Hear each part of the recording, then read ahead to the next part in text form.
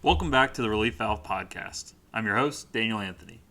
Today, I'm wearing a shirt.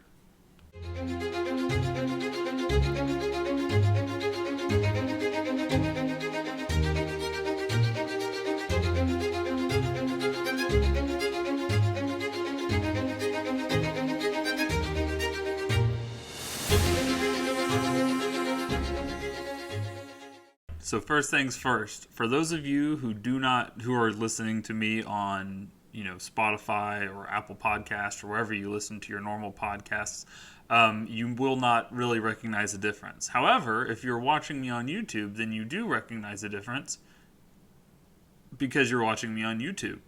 I have officially moved over to the world of video. Frankly, the clamoring was just too loud for me to ignore. Everyone wanted to see me, and I don't blame them. Look at me. It's incredible, isn't it? So, if you're listening to me on Spotify or on Apple Podcasts, I apologize. You're just going to have to lovingly stroke my profile picture from Twitter as you listen. But for those of you who are watching on YouTube, on either your smartphones or tablets or televisions, you can go up to your screen and stroke my face as I'm talking. I haven't shaved in a couple of days, so sorry for the stubble. First things first, I realized that I should probably get a haircut. It has been, it's been 6 weeks, I guess, since I got a haircut. And normally that doesn't matter when no one can see you, but I look like I belong at Woodstock, so I'll probably have to get that taken care of. Second of all, today's episode is brought to you by Blue Origin. No, not really. I wish Jeff Bezos would support this podcast. Maybe I could afford a better camera, or I could maybe afford to live in a house where I actually have a wide enough section of blank wall that you don't see my light switch on one side and my air conditioner panel on the other. But anyway, he's not hosting this. This is just the only clean shirt that I have right now, so that's what we're wearing. But enough about me being on video. I know that's exciting for everybody. If you're listening to the podcast and you want to go look at me later, you're free to do so. I definitely should have organized my bookshelf before we started this too. There's a lot of things. There's a lot of moving pieces to doing a video versus just doing an audio-only podcast that you don't think about until you're actually there in front of the camera. But I did remember to put on a shirt, and I think that if nothing else, we should all be very thankful for that. I know my wife will be grateful when she comes home and doesn't see me slouched over in my underwear talking into a microphone. So today we're going to be talking about the Ford Party. We're actually going to be discussing a third party, which of course feeds into our third prong of the relief valve, viable third parties. So today I want to do a deeper dive into the Ford Party. You may have guessed by this point in the podcast, but I'm a real big fan of the 5 W's, the who, what, where, when, why, and then of course the H, the how. And that's kind of how we're going to break down the Ford Party. We're going to answer those 5 W's and 1 H. Before we do that though, this episode's shout out is going back to my friend Viet. I know it seems like I bounce around to him and my wife a lot, but frankly, many of you fans just are not stepping up to the plate. I see I'm getting downloads. You need to reach out to me. Remember, email reliefvalvepc@gmail.com, Twitter @mdanielanthony. Do you say the @ if you're talking about Twitter handles? I don't know. And I don't know if I should edit this out. Because with like a audio podcast, I would just completely edit it out, but I feel like it'd be really awkward for me to edit out in the video because you're going to see that I clipped in that moment. This episode goes out to Viet, my good buddy. So he ended up texting me, him and his wife, who at this point will remain nameless because I'm not sure if she wants to be included. She may be ashamed to have any affiliation with me. I wouldn't blame her. But they both actually shot me a text message talking about some ideas they had when they were listening to the episode from last week when I discussed a state convention to amend the Constitution. And Viet made a very good point to me that I'm kind of ashamed I hadn't thought of. He asked, why not just hold the convention on an army base in the middle of nowhere, parentheses Midwest? They'll have secret spaces already, it's secured, and likely won't have a ton of press.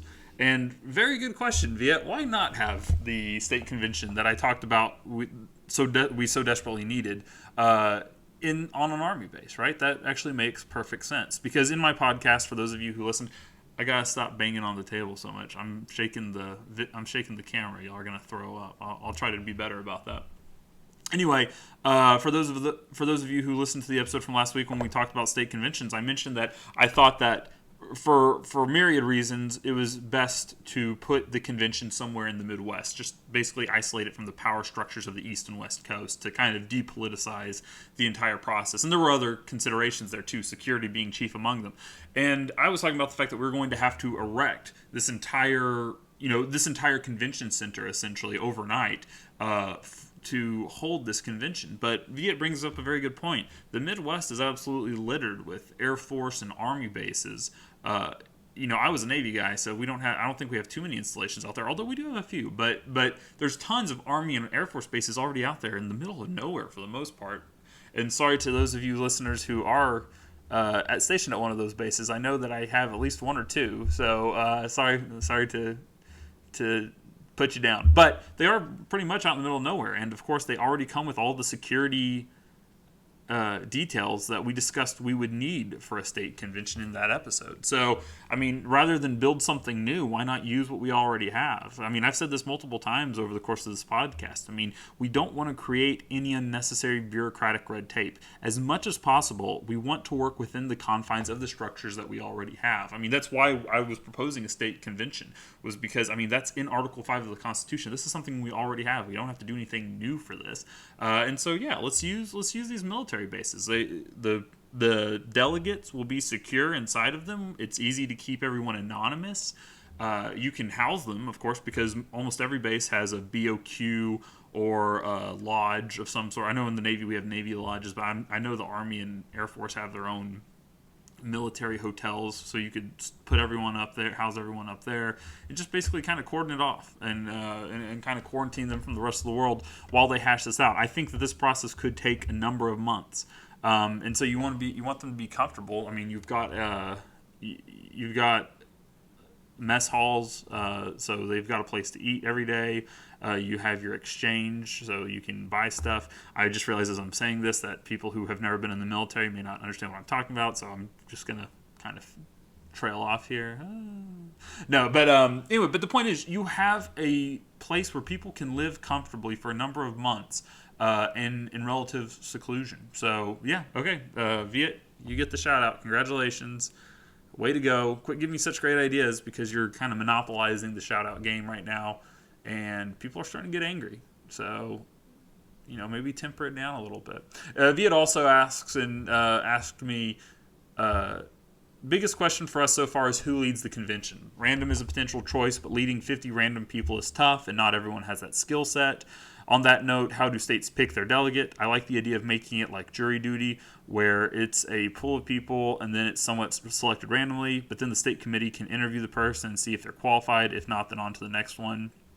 I won't go into all this right now, but I want to say that Viet brings up a very good point. In that episode, I mentioned that some states have already passed legislation on how to select a delegate should a state convention be called. So some states are already preemptively preparing for this eventuality. So what I would like to do is dedicate an episode sometime in the next few weeks where we look at the states that have already passed this legislation and see what they're proposing, see what their plan is for selecting a delegate in this situation. Because I think there are a number of ways to go about it. I like what Viet says about jury duty. I worry a little bit because I think that he pointed it out himself, not everyone's qualified for this job, and that's not a slight against anybody, right? I don't think I would be qualified for this job necessarily, right? You need people who are very well informed on the law, very well informed on the political landscape, and who can make those rational, reasoned decisions under, frankly, excruciating pressure. And so that's going to be a lot. And so I think that completely random I'm a little leery of completely random jury duty style, just because, I mean, think about it. The Constitutional Convention of the 1780s wasn't completely random, right? I mean, the state legislatures chose who they were going to send to create this. And I think we kind of have to have the same mindset here. But at the same time, you don't want to just completely play favorites, right? I mean, the governor's son got chosen to go to this convention. What a coincidence. There's a lot of room for nepotism, for favoritism, and like I mentioned in that episode, espionage even. have some foreign actor bribe their way in to the convention. Not even necessarily a foreign actor. I mean, you could have just private interests, oil companies, tobacco companies, the Beanie Baby Corporation. Any of these guys, any of these insidious corporations could break in and, fundamentally alter the state of the nation to benefit them. I'm so good looking. I gotta tell you, I should have done this. I should have done this weeks ago. Whenever I first started this podcast, like looking at myself, man, I'm an impressive specimen. Anyway, okay, so thank you. Shout out to Viet. We're all good. Like I said, quit being so helpful. Let someone else have a chance. And for those other listeners of you out there, and I know there are, send in your thoughts. I want to hear them, good, bad, or ugly. I'll still give you the shout out. I'm not very particular. I'm extremely good looking, but I'm not extremely smart. Let's talk about the Ford Party. Today, I hate to say it, I hate to preempt it, but I think it's probably going to be a shorter episode just because, frankly, I've never edited a video before. And so I don't know how long that process is going to take, and I'm under a bit of a time crunch because I have to have this episode out by September 8th, Thursday. So if we don't get to everything that I want, then this will be part 1 of 2 parts. And I'll make that way, because I would rather not rush it. I'd rather just, kind of stretch it out over multiple episodes if we need to. That way, 1, you get the best video quality possible for those of you who are watching on YouTube. And 2, you get the best podcast quality possible just over a number of episodes rather than just 1. I almost forgot. I had another shout out that I wanted to give. I wanted to give a shout out to actually just a bunch of Redditors, people on Reddit, because a couple, like last week, I think, I created a Reddit account. I created a Reddit account for myself as the host of this podcast so that I could interact with people on certain subreddits, particularly the Ford Party subreddit. I don't necessarily know if I would consider myself a Fordist yet. I don't know if I've been completely won over, but I do notice that a lot of our goals align, and that's, enough for me to really appreciate where they're coming from. Anyway, whenever I shared my first episode on the subreddit, many people actually reached out to me and said, hey, you have a good podcast, I like it, but have you considered doing video? And I'm not kidding. I got 2 or 3 different people, all of course anonymous because it's Reddit, so I can't name them. But I just want to say thank you to those guys because they were the ones who kind of put me on this path to thinking about video. They just mentioned that I would reach a broader audience, and if I'm really trying to make the relief valve, if I'm trying to make what I believe in turn it into a reality, then I needed to reach out to a wider group than I was doing just through Spotify and Apple Podcast. So the reason I'm here in part is because of those Redditors. So I want to say thank you to you guys as well. So let's answer the first question first. That's usually the best way to do this. Who, right? Who is the Ford Party? Well, I think that's going to tie in pretty heavily to the what. So we're just going to say that the who of this episode is the Ford Party. Now, but let's talk about the what for a minute, because I think that's actually the more important piece of this. So what is the Ford Party? Is it a completely separate third party? Is it just a group of, guys and gals who are Democrats and Republicans, and they're putting this little subheading under their title to say that they're also Fordists? Are they trying to upend the entire political structure that we have? If you go and Google Ford Party, you're going to get articles ranging from they are enablers of fascism to they're the only true Democrats left in the nation. You'll see people from the right saying that they are super left-leaning organization that want to bring socialism to the United States. You will see left-wing groups saying that they are like a secret ops. They're like a secret ops right-wing group who's trying to snag Democrat voters away from the Democratic candidates so that the Republicans can win and, of course, install their idealized fascist, dictatorship in the United States. Hold on, I'm going to drink some water. This is so weird. Y'all can see me drinking water. Yep. That's water. Anyway, yeah. So you're going to see a broad range of opinions concerning what the Ford Party is. And so I think we should spend a moment on the what. First of all, I think the history of Ford is actually pretty brief. You could go back to, of course, 2020 and talk about Andrew Yang's primary run for to be the Democratic contender for the presidency, and of course he gained quite a bit of notoriety for being the UBI guy, right? The Universal Basic Income, where he wanted to give $1,000 to every American, and so he gained some notoriety there. But that wasn't the Ford Party, right? He wasn't running as a Fordist. He was running as a Democrat. The Ford Party seems more to have been born from his post-election, from his post-election career. So he wrote this book, and it published late last year, around October, November of 2021. I know this because I actually read it. I had read an article talking about this book before it came out, and it got me so excited that I actually had it on download standby on my Kindle, which I've never done before, where like the day that it published, it went immediately to my Kindle. And I'm not kidding whenever I say that. I was so obsessed with this book that, I mean, I was in my last year of law school, and during class I was on my laptop reading through these pages rather than paying attention, which maybe I shouldn't have done. It all worked out. I got my degree, but still, this was pretty heavy stuff. It was very interesting stuff to me because, I mean, those of you who have been listening to the podcast know that my idea for the relief valve really came about over a number of years, but really came to a head in around September of last year, where I finally kind of just got fed up with just sitting there watching the news and letting history happen to me. So I grabbed a legal notepad, and I just kind of drew out this idea for this relief valve concept. And when I was reading his book, the reason it really spoke to me was because a lot of the philosophies that Yang espoused in that book overlapped with my idea of what a relief valve should look like. And in the book, he talks a lot about how difficult it is to make a change, right? Like, you think that if he does this whole run through of like, you run for Congress, and then about how much money you have to raise, how some congressional campaigns run well over well into $5-10 million price tag. And so, like, before you can even run for Congress, you pretty much have to be independently wealthy, or you have to have very wealthy friends. He says, and even if you manage to then get through the congressional campaign season and become a member of Congress, well, then you are up against, like, you're not going to implement the change that you think you're going to implement because you're just a freshman, and so you have to work your way up to even get on a lot of these committees and to get to head one of these committees. And by the time you're the head of one of these committees, you're already 20 or 30 years in.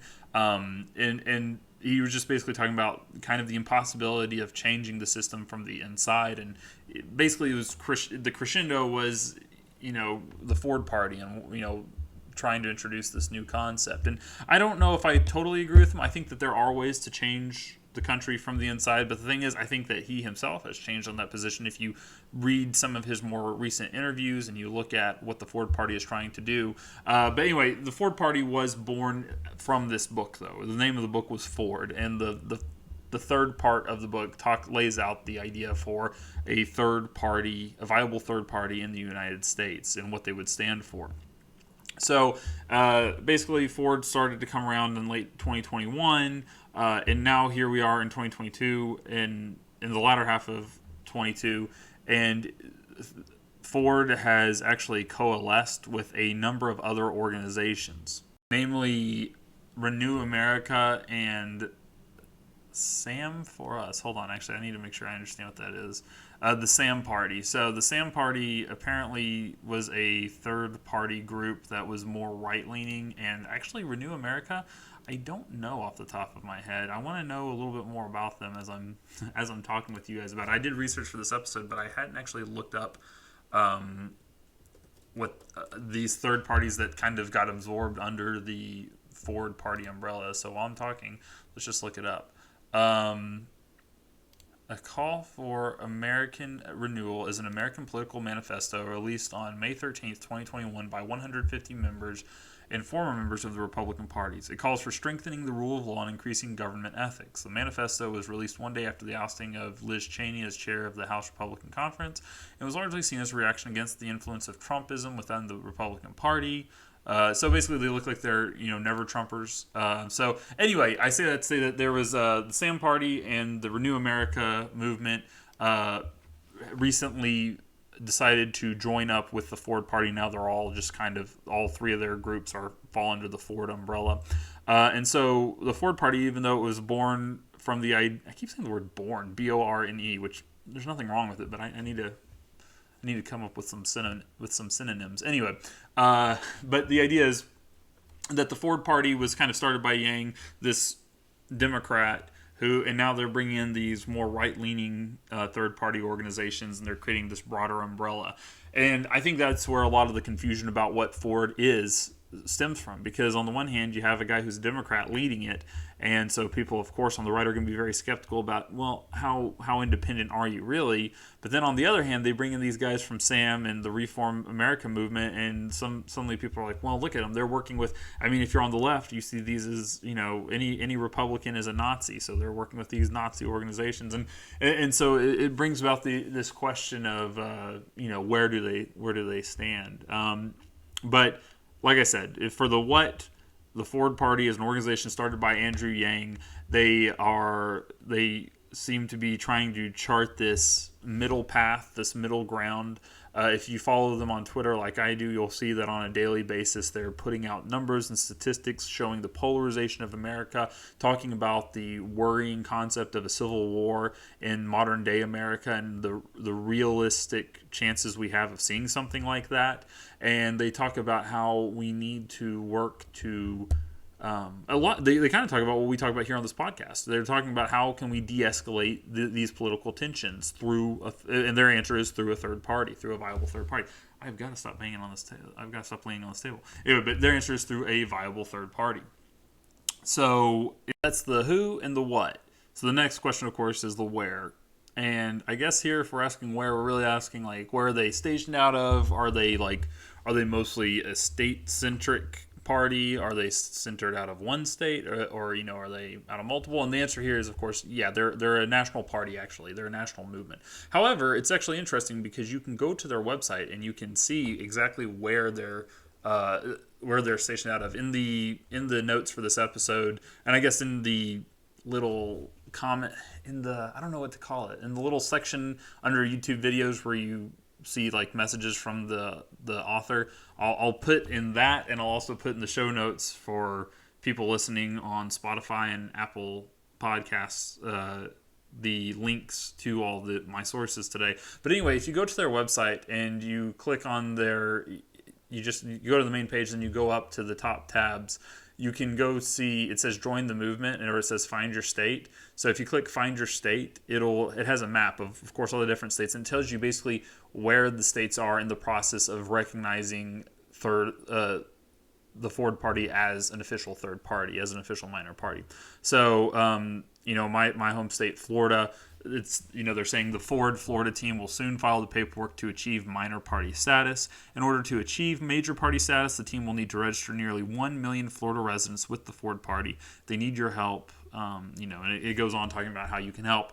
Some places like Texas, where I'm originally from, it says the Ford Texas team has achieved minor party status in Texas. In September, the team will host Ford's first in the nation statewide convention with the Serve America movement. Not long after, Ford Texas will have a brief window to collect hundreds of thousands of signatures to achieve state ballot access. They need your help. So anyway, I say that to say that it appears that they're active in almost all the states. I'm counting 1, 2, 3, 4, 5, 6, 7, 8, 9, 10, 11, 12. I'm counting 12 states where they're not currently active. So that means 38 where they are to some degree. And so that kind of tells you the where, at least. It lets you know that they're not just in one place. They're not just, because Yang, of course, lives out in New York, so they're not just a New York party or anything like that. So, okay, who, what, where, when. I kind of already gave the when, I guess. We already talked about when this party started, so we'll skip that and talk instead about the why. And I think the why and the how are going to be kind of major points. And to be honest, I think this is where we're probably going to have to split up the episode a little bit, because it's going to get complicated, because we need to talk about, one, why the Ford Party thinks that they're the solution to what ails the U.S., and then two, we're going to have to talk about how they plan to fix what ails the U.S. So I think, and that's a lot. There's actually quite a bit to their platform. And interestingly, to me at least, as someone who read Yang's book and was inspired by that, there's actually a lot that they there's a lot of points of view that they're no longer espousing. And so I kind of want to talk about both those. I want to talk about what they are doing and what they aren't doing, what policies they're pushing and which ones they've kind of dropped to the wayside. Because it's interesting, and you're kind of seeing an in real life, in real time evolution of a political party. And so, I mentioned back in like episode 2 or 3 when I first talked about third parties, I mentioned that, the reason the Ford Party interests me, like I said, we have things in common, and that's good. But the real reason the Ford Party interests me is because they are setting a template here. Whether they sink or swim, you're going to get a template for how a third party can succeed in the United States, because either they themselves succeed and you just follow and do what they did, or they fail and you learn from their lessons to not fail in your own third party movement. I think that a third party is absolutely necessary in this country, and if it's Ford, great. If not, we can still learn a lot from failure. I really hope so, because I'm a Texas Longhorns football fan, and we have done nothing but fail for the last decade. So you got to cross your fingers and hope that failure is truly a teacher of some sort. So first, why does Ford believe that a third party is necessary? And thankfully, you don't just have to take my word for it. Again, on their website, they have a FAQ section, and the first question on it is, why is a new party the answer? And their answer is pretty straightforward. They say, Americans deserve more than 2 outdated choices. The major parties are taking this country backward, and Democrats and Republicans have been unable to overcome extremists. To move forward, we don't just need a new party, but a new kind of party, a unifying anti-extremist party that gets things done. That's why we're building Ford. And they say, how will Ford be different from other parties? We are working to build the first open party, a place that celebrates diverse viewpoints and creativity, welcoming Democrats, Republicans, and independents who are committed to rejecting the extremes and solving problems. Okay, so, so why do they think that a third party is necessary? That's kind of your answer right there. They think that the Democrats and Republicans have been taken over by ideological extremists, and they're coming in to basically eat up that swath of the middle where the two parties are leaving behind. I think this is a very viable strategy for the most part. I mean, if you think about it, the Democrats and Republicans have left their flanks exposed, right? I mean, they have left a large portion of the battlefield just completely uncontested. So if you go in with the right message, I think you could absolutely eat up a large portion of these voters who are very unimpressed with what they're seeing on both sides. The Ford Party and me personally have kind of different views on why a third party is necessary, because as you heard, they seem to be more focused on the extremism that we're seeing in the United States, and they're worried about these extremist ideologues. To me, that's a secondary factor. I think that if you introduce a third party into the system, that kind of stuff does go away, but I don't think that's the why for a third party. I think a third party is necessary so that people feel more represented by their government, so that we can actually work towards real solutions in this country. As I mentioned in the episode on third parties, I think a third party is ultimately necessary because we are stuck in this dichotomy of Democrat-Republican, where both the Democrats and Republicans benefit because they don't actually have to do anything. They just have to promise that they don't have to do anything. They just have to point their finger and say how evil the other side is without actually accomplishing anything themselves. And so nothing actually ever gets done, right? Because the Democrats and Republicans act like they hate each other, but they're actually very codependent on one another in order to not have to actually do anything. So a third party introduces a disruption into that system and forces people to come to the middle and compromise with one another so that we actually get legislation passed that benefits the American people.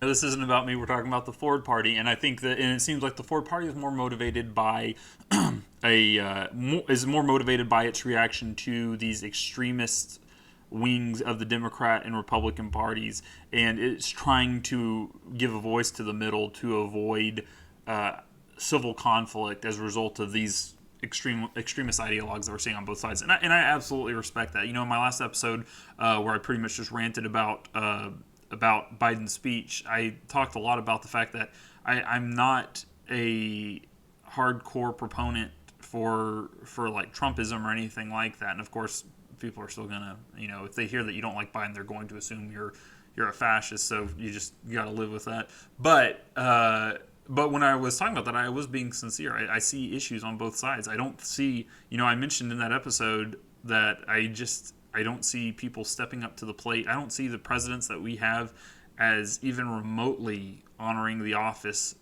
that they're sitting in the way that it's supposed to be honored. And so I think that the best way to actually get people the best qualified people into office, starting with including president, but all the way down, is by introducing a third party. And so I think I agree with the Ford Party on that. So that explains the why. That explains why they think a third party is necessary. But like I said, the last question, the how, I think I'm going to have to break this into two parts, because first of all, I think this video is already at 10, 15 minutes. And frankly, I don't even know if I'm going to be able to edit that in time. I've got, you don't understand, I have, 24 hours before this video has to be out, and I'm very nervous about my ability to edit video, because it's just such a different beast from audio. And, 5 weeks ago, I never edited an audio track before, so I'm learning as I go. So we're probably going to have to split this up. But I do want to talk for a minute about the how, because the question is, okay, how? So the the Ford Party thinks a third party is necessary, but how do they think they can solve these problems as a third party?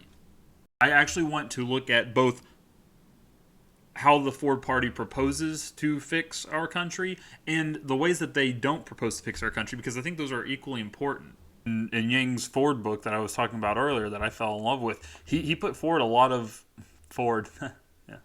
Anyway, he put forward a lot of solutions and a lot of proposals that I notice are no longer in the Ford Party's platform.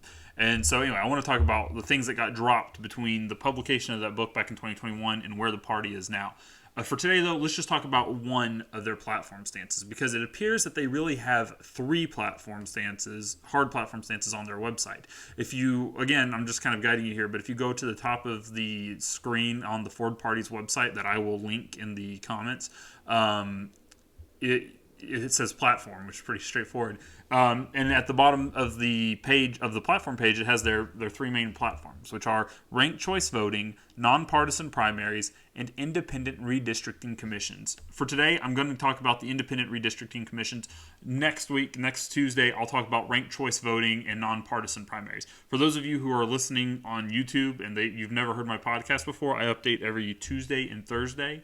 And assuming that this video goes well, I'll keep doing these videos in conjunction along with my audio podcast, which is published everywhere you can stream podcasts. So anyway, next Tuesday then, I'll talk about ranked choice voting, nonpartisan primaries, and I'll also talk about the things that the Ford Party no longer stands for, that they were going to stand for as of late 2021 when Yang published his book. But let's talk about independent redistricting commissions, because it's kind of the simplest. The name pretty much gives away what this is about, but it is still something that it's a full 30% of their platform, so it's important to actually break into it a little bit.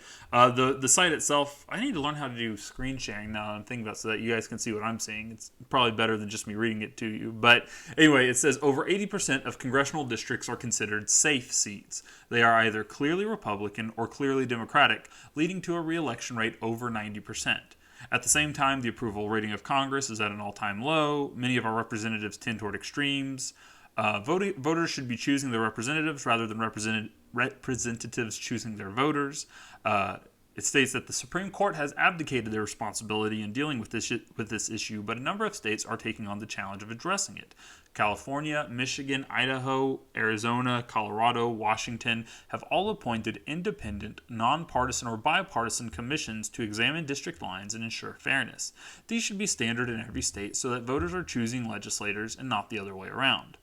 Anyway, that's like I said, the name kind of gives it away. The independent redistricting commissions seems pretty self-explanatory. It's interesting that they say that the Supreme Court has abandoned their responsibility in this role. I'm gonna probably disagree there. If you look at the legal arguments for why the Supreme Court has refused to take on gerrymandering, it's pretty soundly based on the idea that the Supreme Court shouldn't entrench itself too heavily in political in political dealings and machinations. And there's an entire constitutional precedent for this. And I could talk about that in another episode. Maybe I will now, because I think it's interesting, and I think there's a lot of history behind this idea. And of course, you're going to say, well, the Supreme Court gets political all the time. Look at Dobbs recently overturning Roe v. Wade. Look at the Supreme Court generally. Everything they do is turned into this big political decision one way or the other. The truth is, first of all, I think it's over 90% of Supreme Court decisions are unanimously decided. So not everything's political. A lot of these things are pretty clearly cut legal ideas. And then the things that are seen as political, yes, they may be political to us, but they actually do have a legal basis, right? But when you're talking about gerrymandering, there's really not a law on the books for the Supreme Court to interpret.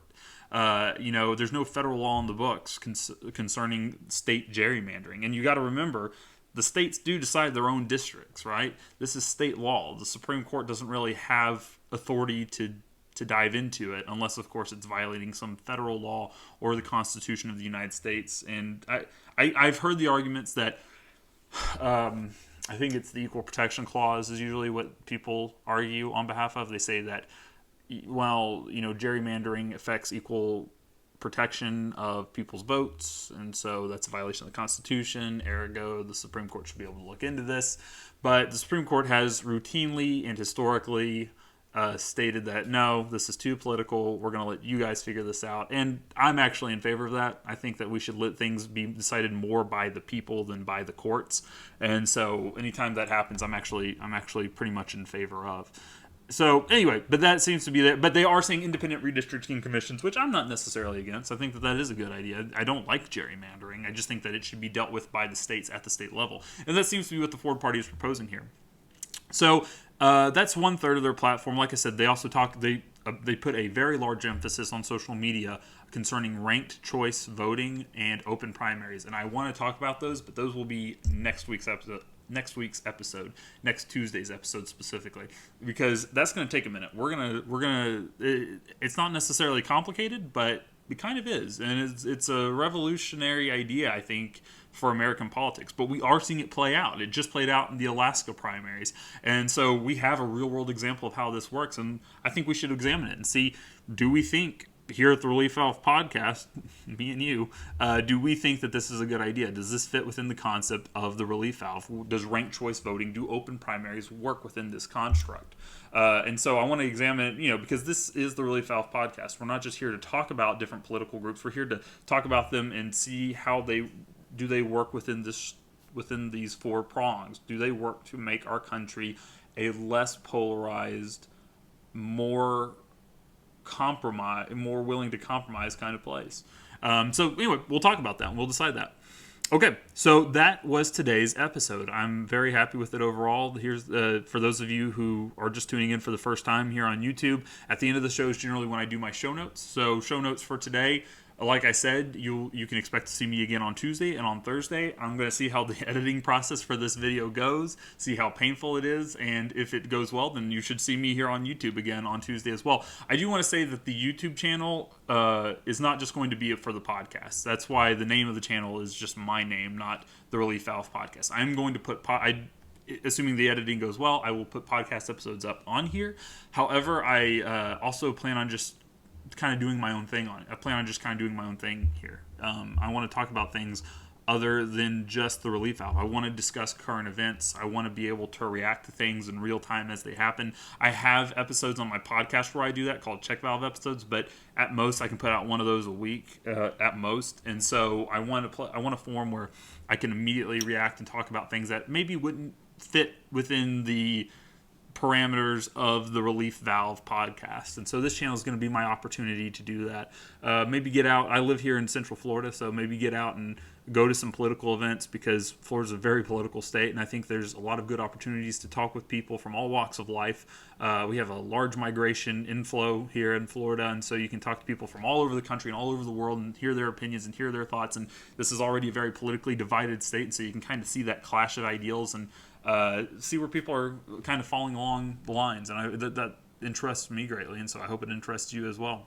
Today's episode, most of my sources came from the Ford Party website, so that's probably going to be like one of my one or two sources. But for future reference, you can just check the comments or check the show notes on your streaming service, and I put links to all the sources that I use.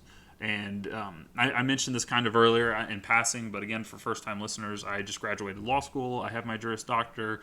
I was in the Navy before this. I have a little bit of life experience, and so I apply that. So if you hear me talking about the military as if I know something about it, or you hear me talking about the law as if I know something about it, I don't really know that much about it, but I have some experience with it. And so that's kind of where I'm coming from. Again, if you like what you heard, you hated what you heard, you can follow me on Twitter at mdanielanthony. You can email me at reliefvalvepc@gmail.com. You can also now follow me on Reddit at, again, mdanielanthony. The M stands for Marlin. That's my first name. It's a family name. I did not choose it. Okay, but that's what we're stuck with. Marlin like the fish. So I just say M. Daniel Anthony. But yeah, that's this episode. So until next Tuesday, this is Daniel Anthony, your fellow citizen, signing off.